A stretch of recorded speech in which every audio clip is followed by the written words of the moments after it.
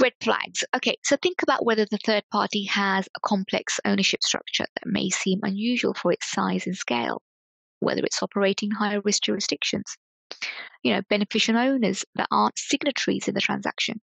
Think about whether the third party has changed hands many times over many years. Consider whether there's been any sort of litigation or adverse litigation with regulators or customers and suppliers, that kind of thing.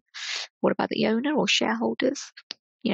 Check whether they're part of a watch list, sanctions, whether they're PEPs. Consider their credentials. What about if the third party appears to staff capability or qualifications? Do they have the personnel with the appropriate qualifications to deal with the business that they undertake on your behalf? Work with your gut. I always say this when it comes to risk. Think about the unusual upfront or excessive payments or cash payments requested by the third party. Now, I'm not saying that, if they do request, it's dodgy, but it's something you need to think about, something that, your employees need to be aware of. Think about unusual payments or billing procedures that they're requesting, performing, no other service other than facilitating, that kind of thing. Consider insistence on urgency or confidentiality. Secrets can never be a good thing in this particular scenario, so you need to consider that. What about payments via other people, other third parties?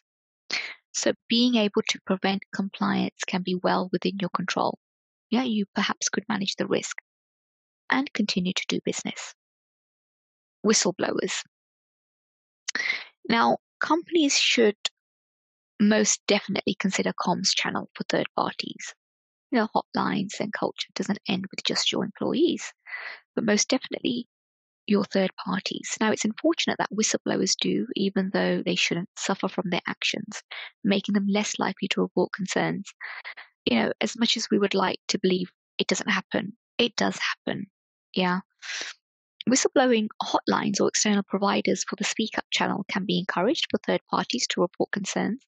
And of course, they need to be aware of how these hotlines, can be contacted. They need to be aware that they even exist. So I would ensure that all personnel are aware of your ethics, your integrity.